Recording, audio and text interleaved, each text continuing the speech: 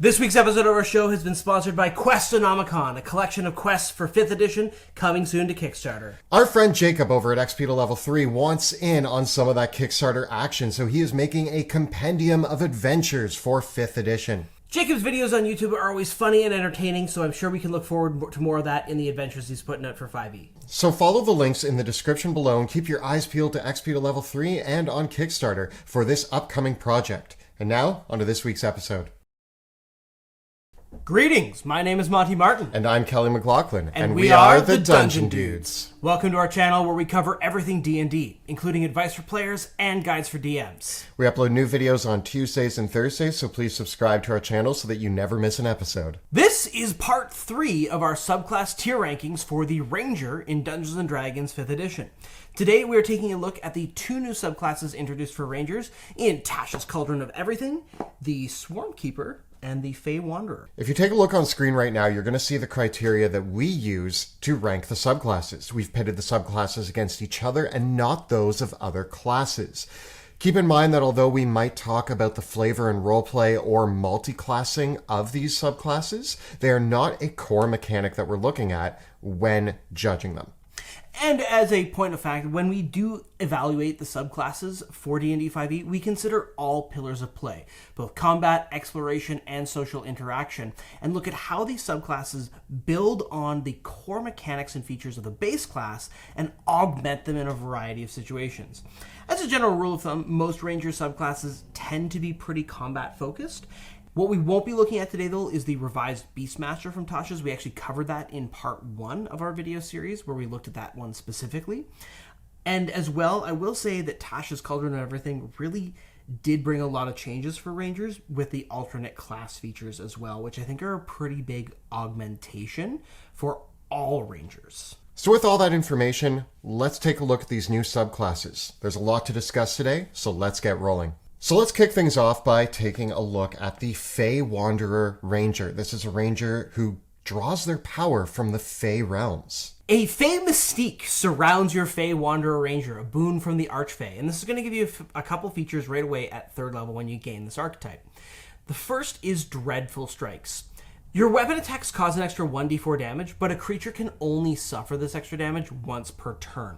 So what's interesting about this is that if you attack the same target and you're dual wielding or using Crossbow Expert, it's only an extra 1d4 damage, but if you spread your attacks out up against a couple different targets, you actually get this bonus damage against each one of them. And then at level 11, this extra damage increases to an extra 1d6. Also at 3rd level, you're going to gain Fey Wanderer Magic. Like all Ranger classes, you get a list of spells, 1 spell per each level, levels 1 through 5, and they are added to your Ranger spell list, and they don't count against your spells known. These spells are Charm Person, Misty Step, Dispel Magic, Dimension Door, and Mislead. I give that a 5 out of 5. Those are all great spells that I would love to have on any Ranger. Absolutely. I think adding Misty Step, Misty Step's just a phenomenal spell. One of my favorite ones on this list.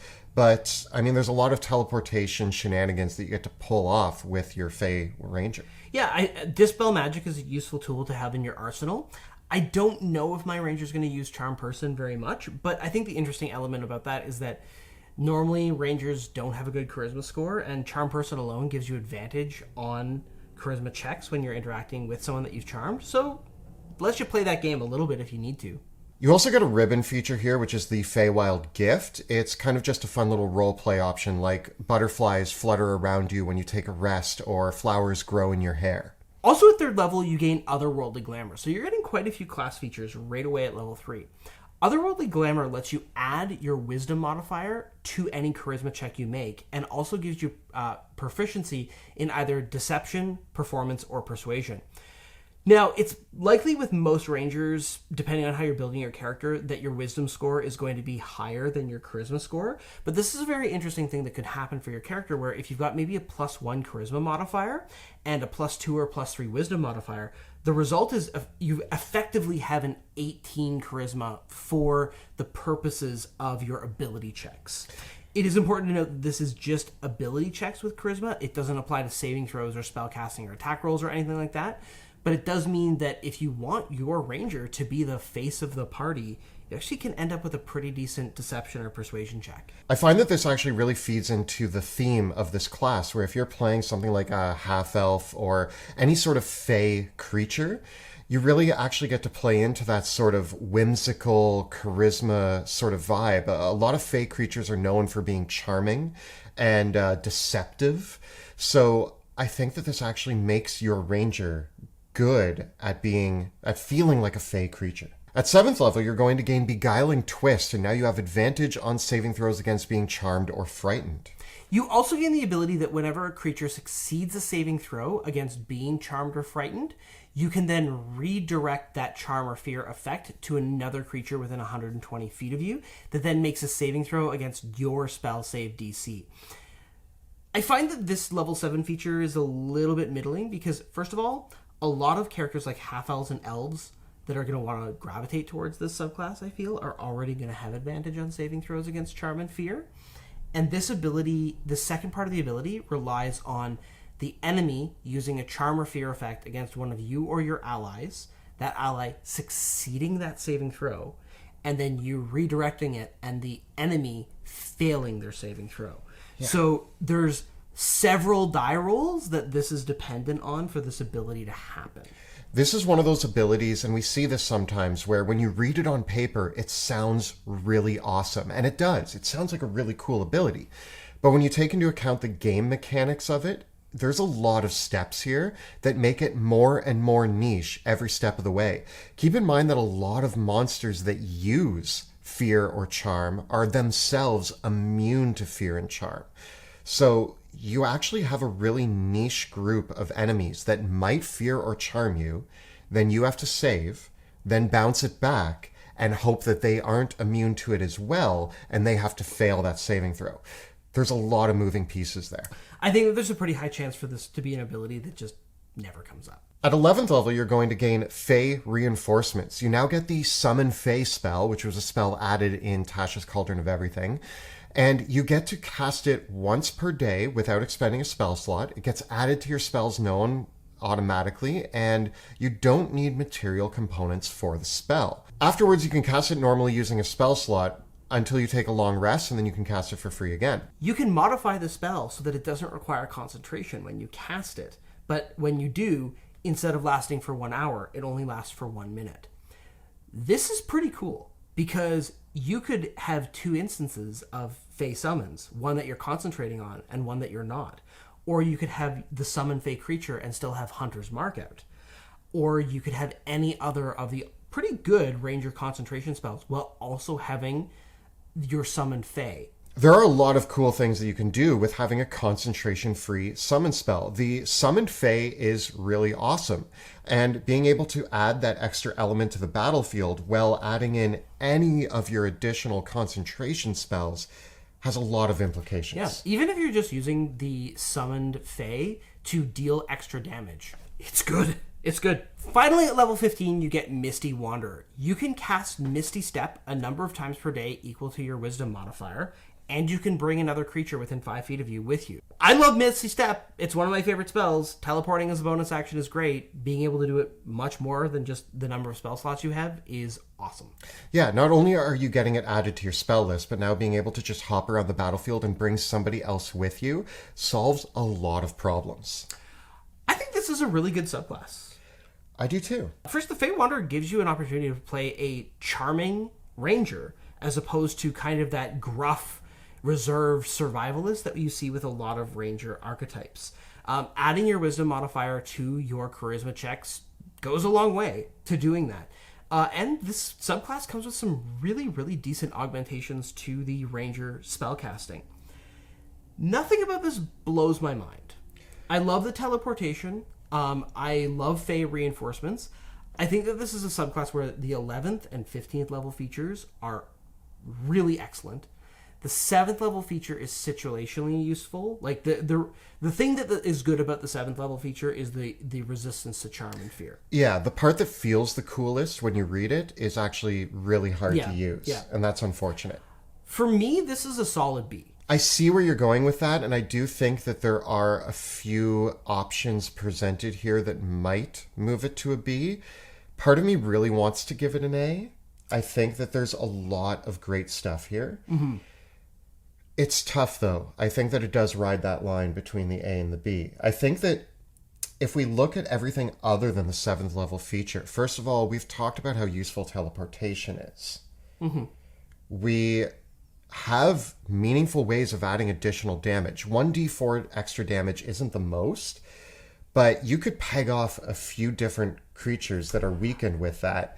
I mean, there's a lot that you can stack on top of that, too. Like, it is a meaningful damage boost. Add Hunter's Mark and a Fey creature that you've summoned, which you're not concentrating on. So you can add this additional damage, have Hunter's Mark, and a Fey creature that's kind of your pet in battle. You can do quite a bit with this, and that teleportation again is just so good. And the utility of the teleportation that you're getting, Misty Step is great. Getting the utility of Dispel Magic and the Charisma stuff, I do think that this is adding a lot to the core package of the Ranger. It just doesn't feel like any of it is kicking anything into overdrive. No, you know what I mean. Like, there with this whole package, like, you could build a Ranger that does a lot more damage with the other subclasses than this. Even with the features that are here.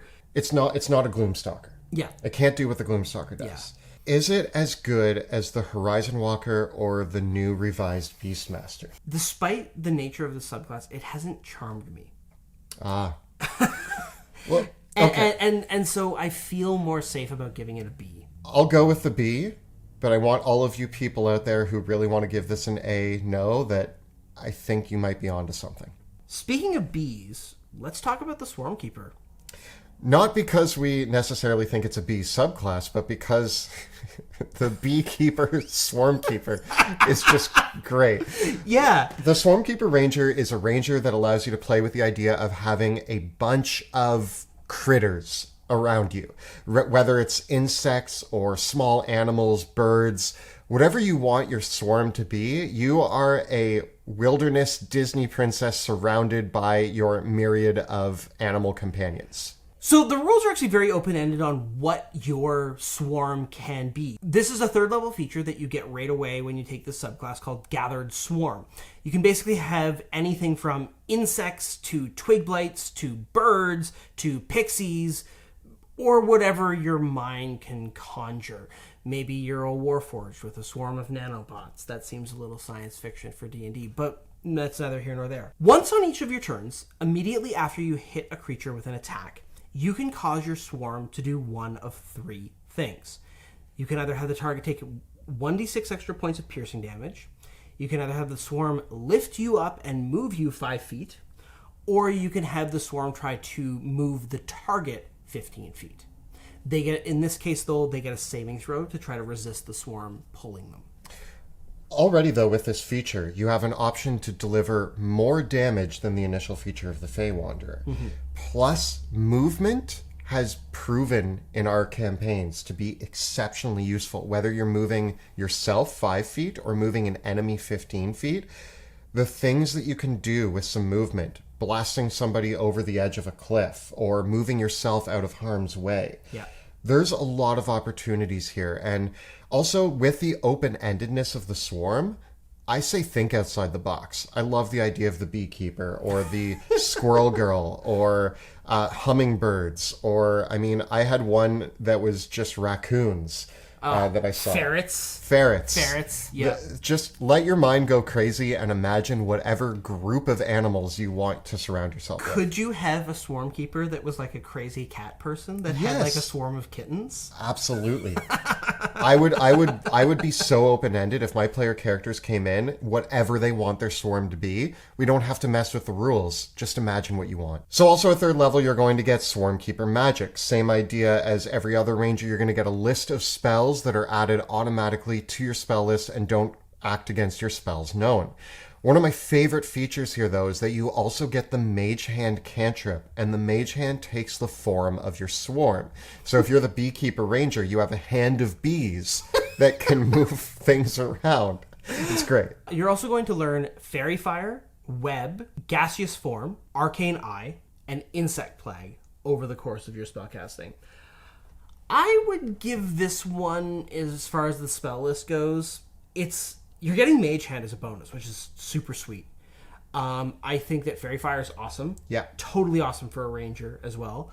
Web is a great spell. Absolutely. Gaseous Form is one of those spells that I wish players would use more often because it is crazy useful for exploration scenarios, and it's extremely underrated in that respect. That's why I think adding it automatically to the list will allow players to explore it more. Yeah. Arcane Eye is great. It comes on pretty late. Insect Swarm is flavorful, but at the level of play you're getting it's a lot of damage, but it's pretty late in the game to get it. I think that this still does get a 4 out of 5 for me. Yeah. I like everything. Insect Plague is the one that I think just comes on too late. Yeah, it makes sense. Like, it is the most thematically appropriate spell to have at 5th level for this subclass. And, of course, you would reflavor it if your swarm is not insects to be something else. I wonder how you reflavor the webs if your swarm isn't spiders. I think that the swarm just gets in the way. I think it's the swarm bogging you down. Yeah. I would imagine any of these as my swarm. Gaseous Form, your swarm lifts you up and carries you wherever you need to go. You disappear into your swarm sort of idea. Yeah. I think all of these spells could be flavorfully interpreted as your swarm doing it. At 7th level, you're going to gain Writhing Tide. Now your swarm can condense and lift you up and carry you around the battlefield. You gain a flying speed of 10 feet for 1 minute, and you can hover. You can use this a number of times per day equal to your proficiency modifier. And it takes a bonus action to activate. This is a really cool ability, but I will say that the unfortunate thing is that a lot of subclasses in D&D get much better flight at this level. I think we have we've looked at several of the other Tasha's subclasses for other classes, and I hate to compare to other classes. We try not to do that, but clerics and warlocks, in the form of the Twilight Cleric and the Genie Warlock, also at level 6, 7-ish, get a 30-foot flying speed under basically the same conditions. So I don't understand why the flying speed here is so slow. Yeah, I get the image that they're making with like the swarm picking you up and you're kind of floating around the battlefield, but this is a case where the theme is actually hindering you from the usefulness. I don't think it's a useless ability. I think this is a great ability, and I think being able to hover around and fly, even slowly, is very valuable. I just don't get why it's only 10 feet. I don't get why it's not a 30-foot flying speed. That seems like a weird way to go with this, and I would have just granted them the same flying speed that we've given so many other subclasses. At level 11, you gain Mighty Swarm, and this is going to basically augment the base features that you got at 3rd level. So you're gonna go from a D6 to a D8 on the damage. If you move a creature, you get to knock them prone now, and when you get moved by your own swarm, you get cover till the end of your next turn, which effectively is +2 AC. Pretty cool. Yep. I mean, again, adding a D8 now to your extra damage, where you can combine that with something like Hunter's Mark, very useful. Your ranger's going to be dishing out some decent damage. And again, movement is great. Knocking enemies prone is great. The one trick there is if you are knocking enemies prone and you're using ranged weapons, you might want to be careful because now you're giving them...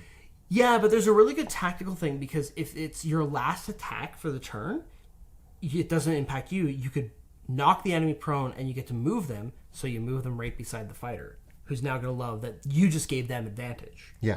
So there's a kind of a cool like leaderish ability that's happening here. At 15th level, you gain Swarming Dispersal. Now your swarm envelops you. Now, as a reaction when you take damage, you can gain resistance to that damage. On top of that, you vanish into your swarm and you can teleport 30 feet, appearing with your swarm in that space. You can use this a number of times equal to your proficiency modifier, and you gain all expended uses when you finish a long rest. I think that one of the things this subclass does a great job of is inspiring roleplay. The amount of cool things that you can imagine your Swarmkeeper to be is awesome.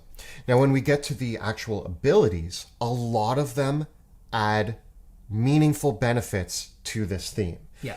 And I do think that this is a really strong subclass. Again, You're adding additional damage. You're able to move yourself or enemies around the battlefield. Eventually, you do gain a limited flight, but still flight. And we know that being able to fly as a ranged attacker is really beneficial. Being lifted into the air by your swarm of bees and firing on people, great. So good. So I still think that even though when we compare it to other classes, the flight isn't the greatest, I still think that it's awesome to have. It's a standout thing for a ranger, and it's very unique. This subclass is giving the ranger a bunch of unique features. Cool new spells that add really compelling exploration options, as well as battlefield control options. It's giving them a really powerful, continual, you get to, like, you're going to feel like a Swarmkeeper every time you attack. Yeah. Because you're either going to be moving yourself, moving someone around, or causing extra damage. And just the way the mechanic works, you feel it. You notice the impact of your mechanic all the time. And that is something that is really worthwhile and different from a lot of other Ranger features where, you know, the other Ranger features, it's just kind of like, here's your extra damage die. But this, you get to either say, I don't really feel like having that extra damage die right now. I'm going to use my bees to knock this guy off a cliff. Yeah. And that's pretty unique, especially when you combine that with the flight, the spells. The other features tend to just be smaller augmentations. So this is really another thing that I like about the subclass. Super front-loaded. You get all the best ability. Like, basically, the level 3 and 7 abilities are giving you the core features, and at level 11 and 15, they're just augmenting what you already got. I really like it when subclasses do this because it means you get the meaningful things early on in the campaign, and you just get to double down on more of what you like later on.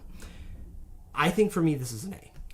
I absolutely think this is an A. I think it's a very strong A. Again, not that we're ranking it on this, but I just think that when the abilities inspire you to describe your spells, your attacks, your movement, using the theme of the subclass, this is something that we need more of in D&D. People who struggle with roleplay, this is actually a great subclass to pick up because you can look at all of your abilities, and when you use them, you know how you want to describe them. Your swarm swirls around you and you disappear, popping up 30 feet elsewhere. You fire an arrow and a swarm of bees grabs the enemy and carries them off a cliff. We're using the bees a lot. Again, it's so open-ended what you can imagine with this. And we just really like the beekeeper. I love the idea of the beekeeper. I don't know what it is. It's just bees. Bees? So it's just so fun. And I think that again, I really like it when there's meaningful and powerful abilities that inspire the theme of the subclass. And not only is this an A because the mechanics are great, but it's an A because of the way that it will get you to imagine your character on the battlefield. So with that, up on screen right now are our final rankings for the subclasses presented to the Ranger in Dungeons & Dragons 5th edition. But let's take a look at what our community thought of these two.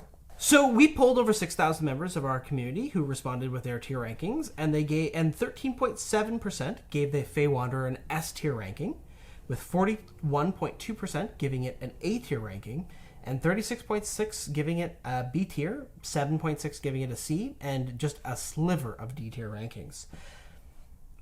I totally hear you. I was on the fence about giving this an A or a B, and I see that bear out in the rankings. A lot of people responded a little bit more positively to me than this one.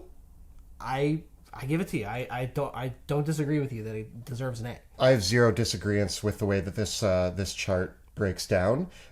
We leaned into B, but we can see that a large portion of the community also gave it the B, but majority gave it the A.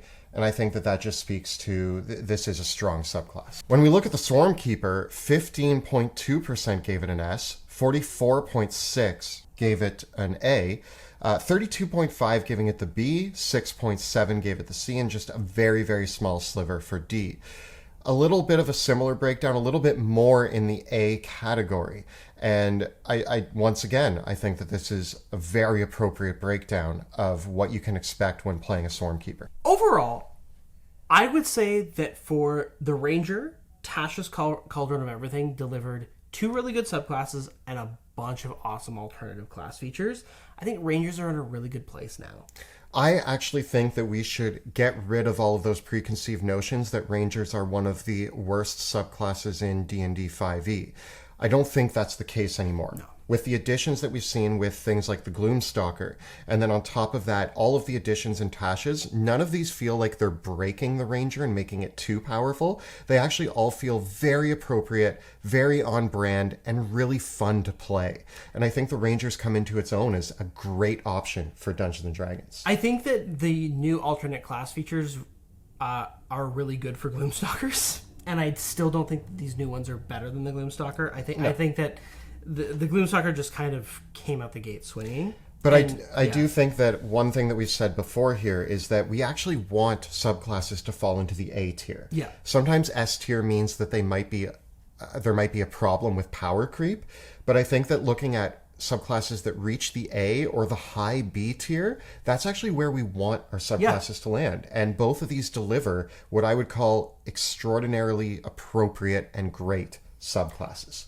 I think that both of these subclasses are going to be extremely rewarding to play. You are going to feel the impact of your subclass choice as your Ranger, and they're not going to kick things over into overdrive in the way that, say, the Gloomstalker might. In any case, though, I think that Rangers are again, I want to reiterate, Rangers are in a great place, and the class is pretty good these days. So I think the alternative class features are great. They should be used. Everyone should take them. And the new spells that have been added, the new subclasses, all good stuff. There's lots of inspiring things to play with the new Ranger. Up on screen right now, you're going to see our final rankings for all of the Ranger subclasses in Dungeons & Dragons 5th edition. And next to that, you're going to see the community rankings for all of the subclasses. Again, a little bit of a mixed bag. There are some that we haven't been the most happy with, but I do find that those were the older subclasses. Yeah. And I think that there's been a lot of work done to improve them, and I like that. Yeah, the Ranger is an example where the power creep is doing a good thing of taking a class that at the beginning needed some help and bringing it into the position where it should be. We can argue that whether, unfortunately, that some classes that didn't need that treatment got it and have been taken a little bit too far as a result. So maybe the final placements still end up in the same place. But I think that Rangers are really satisfying to play. And definitely check out both these subclasses. So this has been our tier rankings for Ranger subclasses in Dungeons & Dragons 5th edition, Part 3. Tell us about your thoughts on these subclasses in the comments below. The videos that we create on our channel are made possible thanks to the incredible generosity of our Patreon supporters. If you enjoy the work that we do here on YouTube, please consider supporting our work by following the links in the description below. And don't forget to check out our live play Shadows of Drakkenheim that airs Tuesday nights at 6 p.m. Eastern on Twitch. You can find all the previous episodes right up over here. And we have plenty more videos where we rank the subclasses in D&D 5e right up over here. Please subscribe to our channel so that you never miss an episode. Thanks so much for watching. We'll see you next time in the dungeon.